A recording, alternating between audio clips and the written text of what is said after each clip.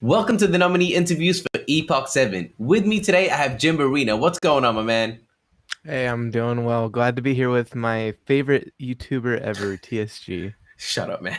All right, World cool. famous. Yo, world famous. All right, let's not waste any time, man. Let's jump straight into the questions, yeah? So, the first question I have today is about it's a topic that's pretty contentious and it doesn't seem like it's going away anytime soon. And that is about the council compensation. What are your thoughts on the current structure of the council pay, and what are your thoughts on the IIP that just passed, changing it from stable coins back to ILV as a payout? I think the change from stablecoins to ILV is needed. I mean, basically for the same reason everybody else has been saying it's more important for the team to have stablecoins. Plus, if you have ILV, it's better to support the community. Yep. Okay. Cool. And what are your thoughts on the amount of compensation, based on your perception of what the council is doing and the amount of work that they're putting in? Again, it's hard because you haven't been on the inside, so it is an outside looking in. But what are your thoughts on that? Do you think that 5,000 is a fitting compensation for what you believe they're doing, or do you think that should be changed upwards or downwards? So it's 5,000 right now. Hmm. Okay. That's probably a little too much, I'll be honest. I understand the job is very important, but I don't see any reason why you need to get paid $5,000 a month for what, probably even 20 hours a week. I don't know. That's just my personal opinion. We have so many people who are super dedicated to the game to begin with. There's, uh, I, I think you should be compensated for your time, but I mean, I would be willing to work for free, I mean, it's not a big deal, but at the same time, you should be able to be paid for your time, especially if you're someone who's going to take it serious. I mean, if you get people that are just coming in here for free, as I think Annie said it, it was like, what kind of people are you going to be attracting Mm, if you're not giving them any kind of compensation where they could be making a ton of money somewhere else? yeah. That's the way I do it. 5,000 is probably a little too much though. Yeah. So if you were to take it down, is there a number that you have in your mind where this seems reasonable, this seems fair?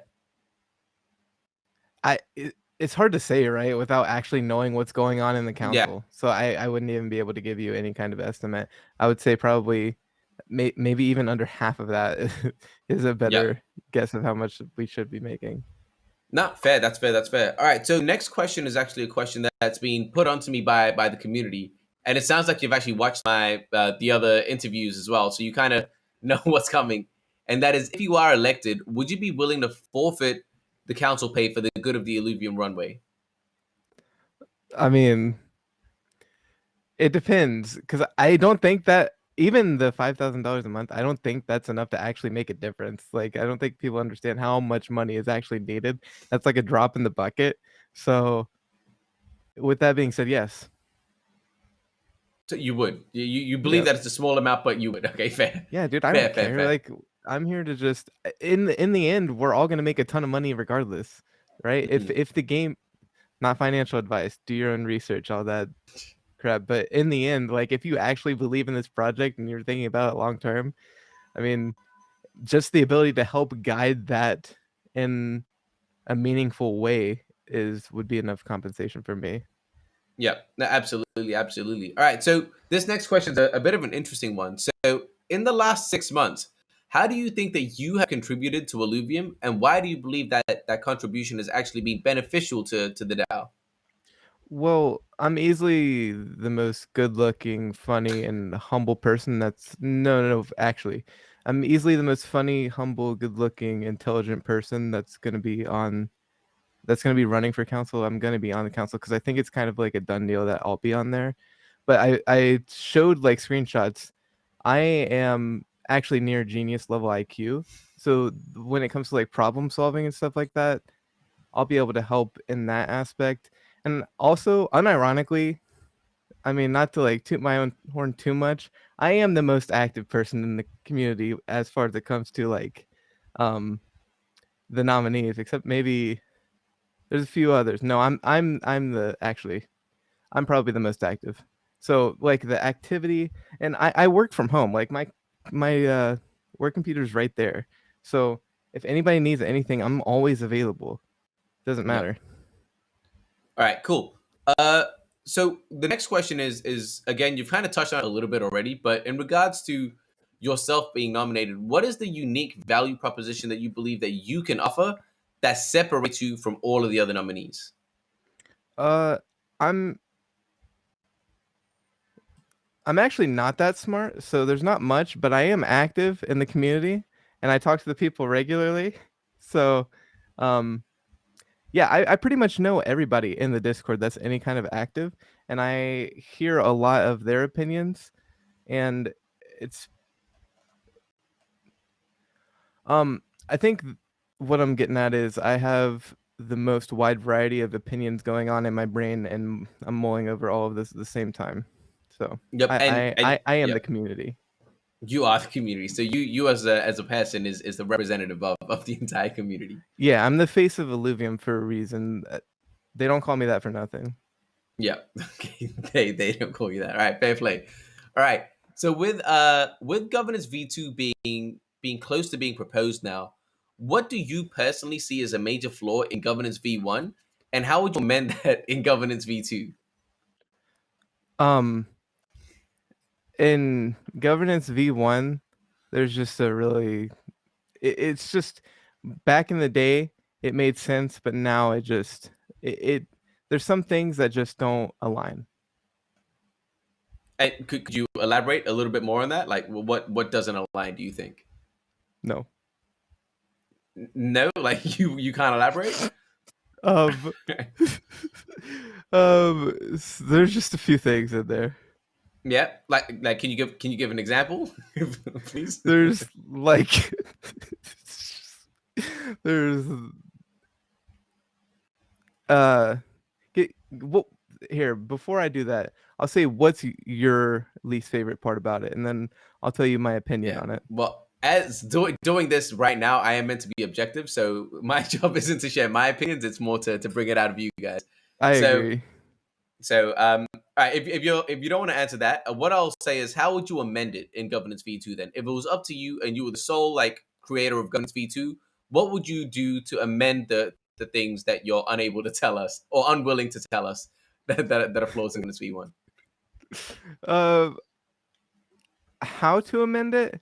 I Hmm. mean, unironically, I think they need some kind of faster process, right? That would be maybe up to the council, but I also want to leave room for the whole community to have like a say. You can make the argument that voting people on council is their say, but I've never liked that idea. I would say I don't exactly have an answer for that right now, but I would say it would Yeah. be some kind of combination where the council would have like 50% of the say and the community would have 50% of the say. I don't know if that's likely, but we could just stick to the proposals. But it would be nice to have some other way that would be a more like fast track to the things that we want to do. Yep. That you kind of mean like what's going on now in regards to polls and implementing things like that, where we can Yes, actually get snapshots of opinions from actual exactly. token holders. Yeah, fair play. All right. So the next yeah. The next question now that I'll throw to you is: let's say you are elected, and let's say governance V2 is approved, maybe a week in, a month in. Would you be willing to cut your term short to conduct a new election so we can transition into governance V2, potentially risking your position on the council? No, because like you know the thing is like what does that say long term? What does that say long term? Like in the sense of no, I would. I don't really care. Like at the end of the day, I would probably get voted back in anyways. And you also have to think like if you're actually doing your job and you're doing it right, you'll just get voted in again, and it's what's best for Illuvium. So who cares? Yeah. There's Yeah, no yeah, reason to be greedy here. that seems to be the consensus, to be honest. All right, so the second last question that I'm going to throw to you, man, and it's something that's kind of like being discussed quite heavily with all of these interviews, is the role of a council member, what their duties are, what their expectations are. So let's say, Jimbo, that you get in, and it's up to you whether you get in or not. Let's say you have to formally write an IIP to actually clarify a council member's duties, what their time commitments would be. You kind of mentioned 20 hours before, but what are your expectations of a council member in that role? Okay, being completely serious, I expect council members to be active in Discord, constantly speaking with the actual community. I do think so from what I saw from some of the other interviews, I didn't watch all of them, but a lot of people were saying like around 10 hours. I think that kind of needs to be doubled, to be honest with you, even with like a pay cut of half, because you need to have the input of the community. And I don't mean just like reading a few chats, like you need to be in voice channels actually talking to people. That's just my personal opinion. Because if you're not doing that, I don't really see how you're getting the, because like through text, you can get people's opinions, but the back and forth through a voice channel is a lot different. You get people's points of view a lot easier. And if you're not interacting with the community, I don't understand how you're going to be for the community.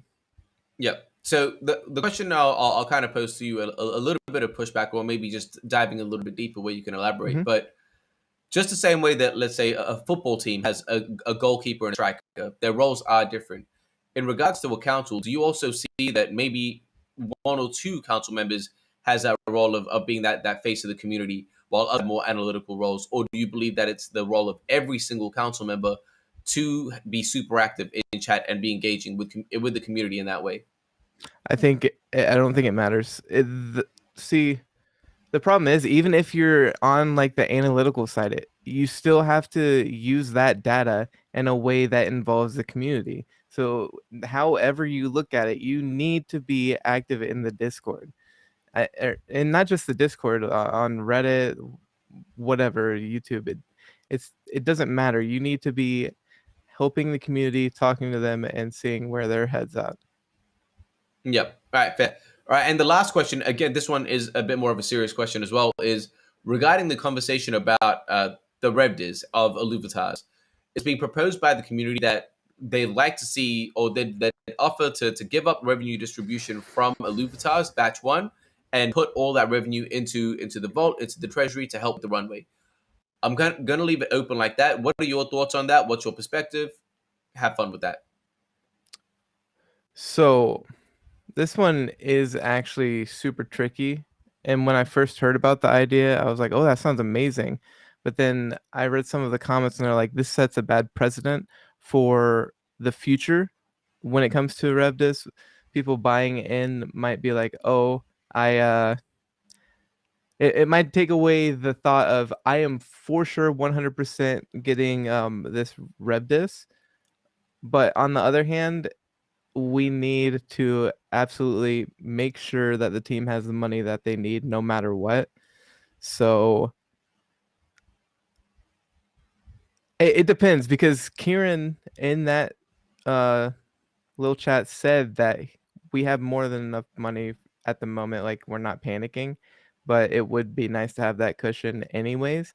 I personally would even, actually, this is probably going to be very unpopular, but I would be even happy to see all revenue go to the team until like the actual game launches, and then have RevDis start. I know people aren't gonna like that, but that's just how it is. I mean, there's nothing wrong with being extra safe, especially when, again, if you actually believe in this project, and not financial advice to you and research all of that, if you actually believe in this project, then you think that land that you have, those tokens that you have, you think that they're going to go up. If we have tens of millions of players, I mean, 1 + 1 = 2. So I don't think you need that small amount of RevDis when you could ensure that the other outcome is going to happen, the tens of millions of players, if Hmm. that happens. Yep. Yeah, no, that's fascinating. I haven't heard that one being proposed yet. But no, that is fascinating. So based on, like, again, you being the face of Illuvium and being a man of the Hmm. people, let's say you were in the council right now today. Based on everything that you're hearing, you wouldn't be able to sit on the middle. You'd have to vote yes or no. With that going in the way it is, like the conversation it is now, what would you vote based on the conversations and the feedback you're getting from the community today?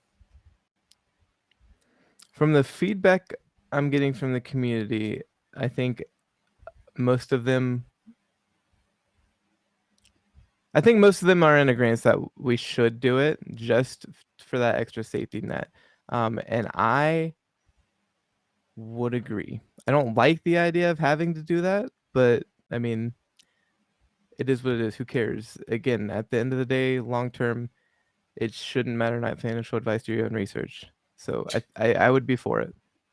All right, awesome. Yo, Jimbo, that was it. You kind of flew through these questions. What are your thoughts? Do you have any kind of last words you want to say before we close this out?